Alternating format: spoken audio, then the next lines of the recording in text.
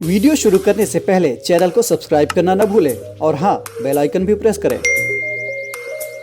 नमस्कार, मैं सुनील वर्मा ध्येय आईएएस टीम की ओर से आपका स्वागत करता हूं ध्येय टीवी पर। हम बात करेंगे डेली करंट अफेयर्स के अपने प्रोग्राम पर, जैसा कि हम प्रतिदिन करते आए हैं। इस वीडियो में हम बात करेंगे जातिगत जनगणना के विषय में, समझने का प्रयास करेंगे ये जातिगत जनगणना क्या होती है, क्यों की जाती है, क्यों महत्वपूर्ण मानी जाती है, और साथ ही साथ समझेंगे कि आखिर इसकी क्या क्या हानियां होती हैं जिसके वजह से जातिगत जनगणना से कुछ सरकारें बचती हैं, और ये भी समझेंगे कि आखिर इस समय यह जातिगत जनगणना का मुद्दा क्यों चर्चा में बना हुआ है। आइए कुछ बेसिक चीजों को समझते हुए हम आगे बढ़ते हैं। आपको पता है कि वर्ष 1872 में ब्रिटिश काल में वायसराय लॉर्ड मेयो के अधीन पहली बार भारत में जनगणना कराई गई थी, लेकिन जो विधिवत जनगणना का प्रारंभ माना जाता है वह माना जाता है जनगणना 1881 से, और 1881 के बाद हर 10 साल बाद हम क्या करते हैं, जनगणना का आयोजन करते हैं। और ये जो जनगणना का हम आयोजन करते हैं इसके पीछे हमारा उद्देश्य होता है कि हम ये समझ सकें कि किस क्षेत्र में कितनी जनसंख्या है, उनके लिए किस प्रकार की नीतियां बहुत ज्यादा अच्छी हो सकती हैं, यूजफुल हो सकती हैं, और कैसे हम कल्याणकारी राज्य के कॉन्सेप्ट को आगे बढ़ा सकते हैं। क्योंकि जब हमें पता रहेगा कि किस क्षेत्र में जन्म दर, मृत्यु दर, वहां के लोगों की संरचना, उनकी जो है कि कंडीशन क्या है, तभी हम नीतियां डिसाइड कर सकते हैं। इसी के कारण आजादी के बाद भारत सरकार ने कहा कि हम गृह मंत्रालय के अधीन एक पद बनाते हैं, और वह पद कौन सा है, महारजिस्ट्रार और जनगणना आयुक्त का। और इन्हीं के अधीन क्या होता है, हर 10 साल बाद जनगणना आयोजित की जाती है। 1951 के बाद जितनी भी जनगणनाएं होती हैं उनके लिए जनगणना अधिनियम 1948 का जो नियम है उसका प्रयोग किया जाता है। अर्थात 1948 में जो जनगणना अधिनियम बनाया गया था उसके प्रावधानों को हम लोग फॉलो करते हैं। अब जो जनगणना होती है, जैसा कि हमने बताया, ये सरकार और नीति निर्माताओं दोनों के लिए काफी महत्वपूर्ण होती है, क्योंकि सरकार और नीति निर्माता इसके आधार पर बहुत अच्छी नीतियां बना पाते हैं, और वह नीतियां जमीनी स्तर पर उसी रूप में साकार हो पाती हैं जैसे उसकी परिकल्पना की गई थी। उद्देश्य यह होता है कि हम जनसंख्या संबंधी आंकड़े प्राप्त कर लें, और सभी लोगों तक जो संसाधन है देश के, वो उनकी पहुंच सुनिश्चित हो सके।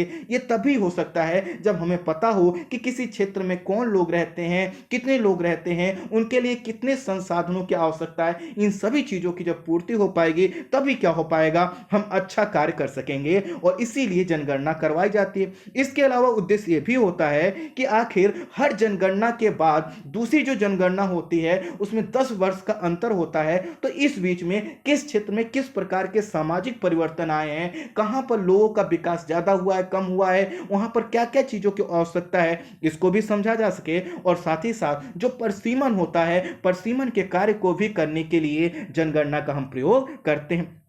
तो इस तरह से देखा जाए तो जनगणना क्या करती है, भारतीय आबादी का एक समग्र चित्र प्रस्तुत करती है। लेकिन हमें बात करनी है जातिगत जनगणना के विषय में। तो आपको पता है कि भारत में लगभग 46 लाख जो है कि जातियां और उसकी उपजातियां हैं, और भारत में 1881 से लेकर 1931 तक जो है कि सभी जातियों की गिनती की जाती थी। अर्थात अगर देखा जाए तो ब्रिटिश काल में जो भी जनगणनाएं हुई उसमें क्या होता था, हम लोग जातियों को काउंट करते थे, सभी लोगों की जाति पूछी जाती थी, उनकी शैक्षणिक कंडीशन पूछा जाता था, उनकी आर्थिक स्थिति की भी गणना की जाती थी। कब तक, 1931 तक। दरअसल 1941 की जो जनगणना थी वो भी ब्रिटिश काल में ही हो रही थी, उसमें भी जाति को आधार बनाकर जनगणना होनी थी। लेकिन आपको पता है 1941 का जो समय है वो वह समय है जब द्वितीय विश्व युद्ध चल रहा है, और भारत में भी कई तरह के आंदोलन चल रहे हैं। इसके वजह से जो जाति का कॉलम रखा गया था वह जो है कि इस समय बहुत फुलफिल नहीं हो पाया,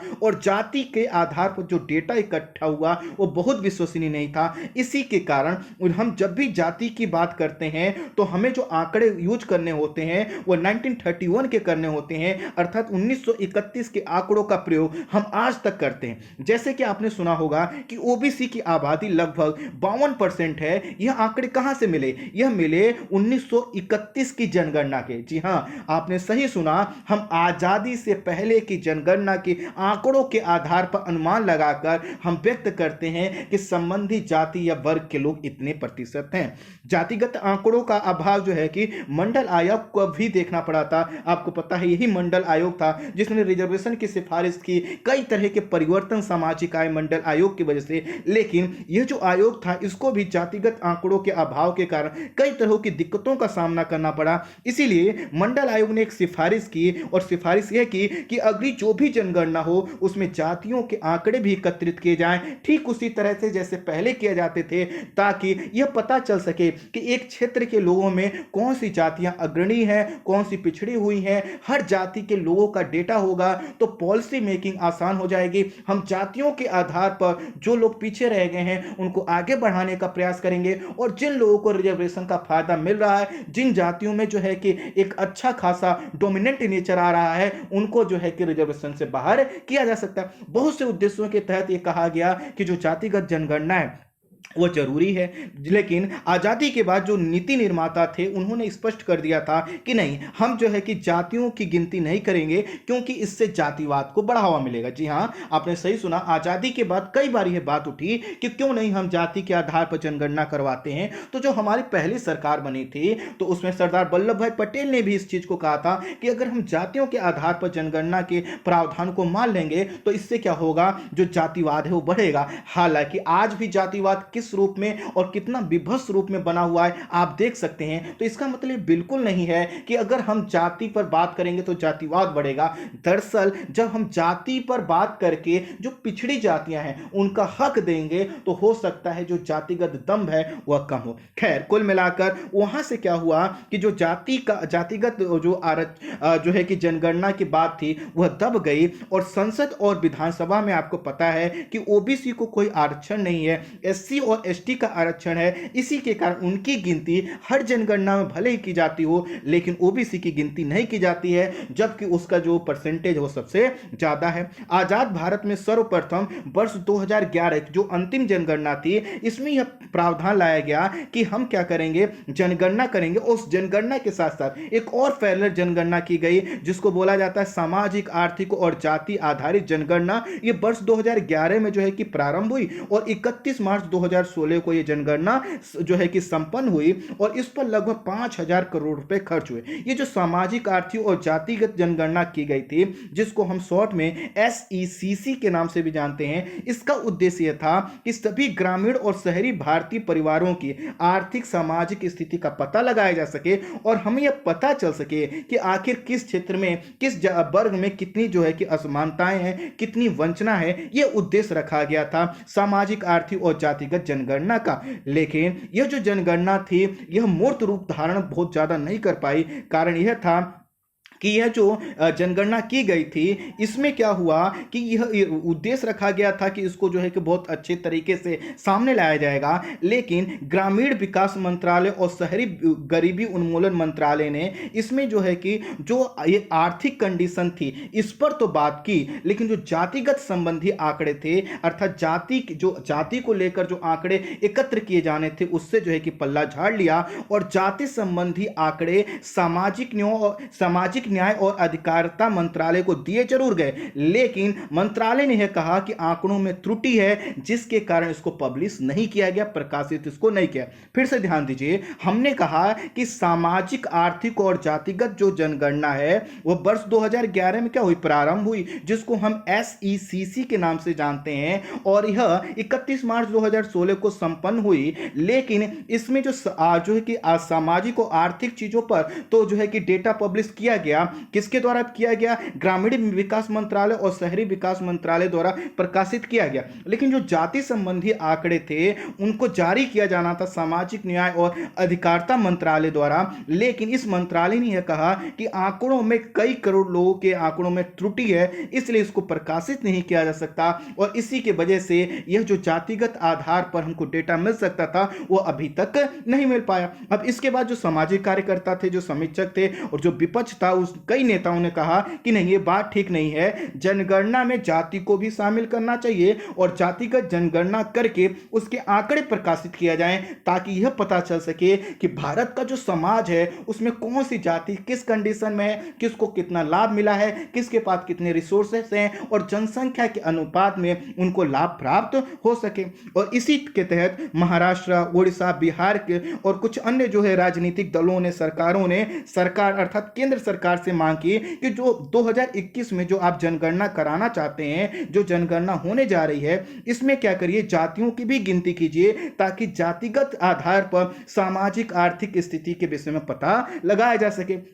यह मांग उठ रही थी, लंबे समय से, कई महीने से मांग उठ रही थी, लेकिन अभी जो मानसून सत्र चल रहा है, इसी मानसून सेशन में केंद्रीय गृह राज्य मंत्री नित्यानंद राय ने कहा है कि नहीं, हम ऐसा कोई जो है कि जातिगत जनगणना नहीं करवाएं। उन्होंने संसद में कहा कि संविधान के मुताबिक लोकसभा और विधानसभा में जनसंख्या के अनुपात में अनुसूचित जातियों और अनुसूचित जनजातियों के लिए सीटें आरक्षित हैं, इसलिए 2021 की जनगणना में सिर्फ इनकी गिनती की जाएगी, इसके अलावा कोई अन्य जातीय जनगणना नहीं होगी।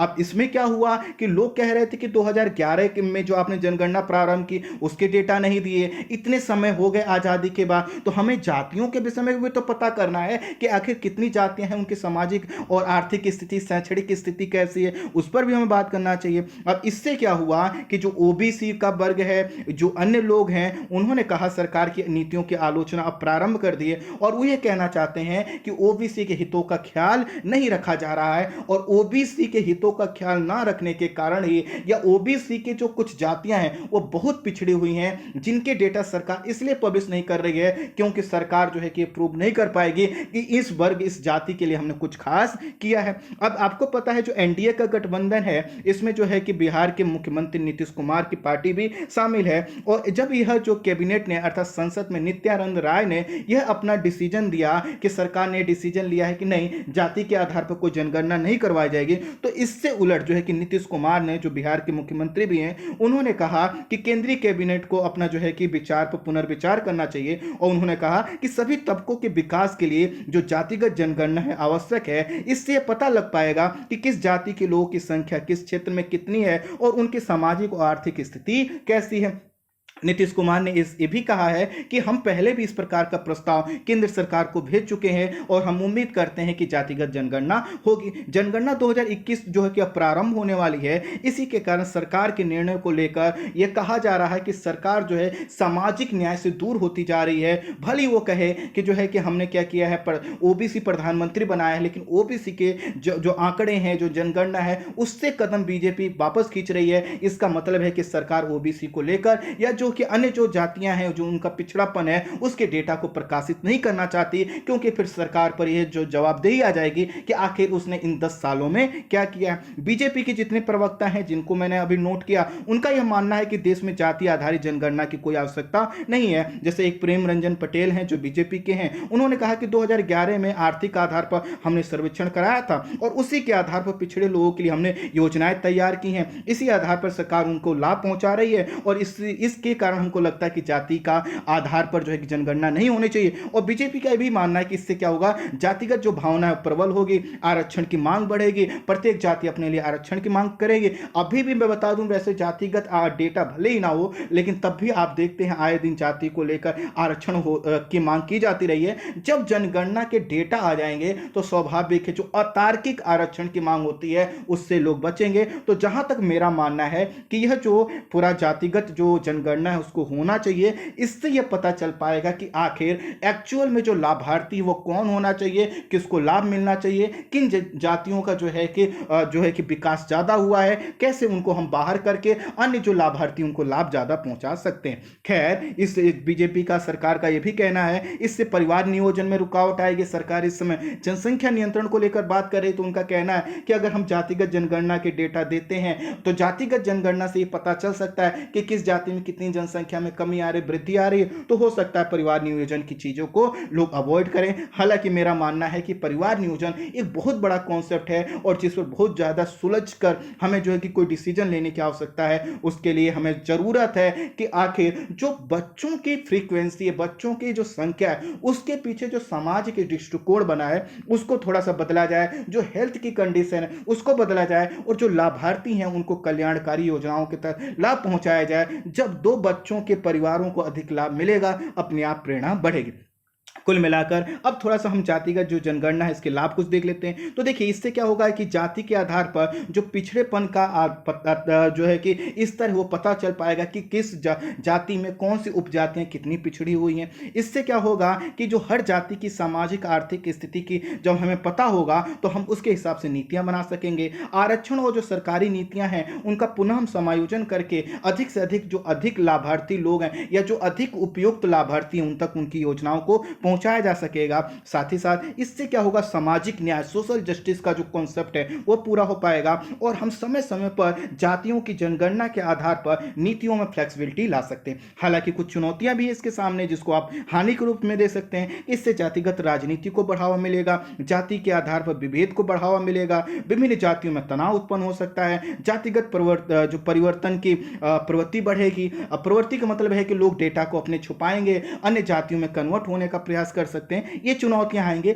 लेकिन ये जो चुनौतियां हैं इनसे लाभ कहीं ज्यादा हैं। तो मेरा मानना है कि जो जातिगत जो जनगणना है उसको करवाया जाना चाहिए ताकि देश में जो सभी लोग हैं सभी लोग तक सभी संसाधनों का उचित डिस्ट्रीब्यूशन हो सके। आई होप संक्षेप में इस वीडियो को आप समझ पाए होंगे, इस टॉपिक को समझ पाए होंगे। इस वीडियो में इतना ही। Thank you so much.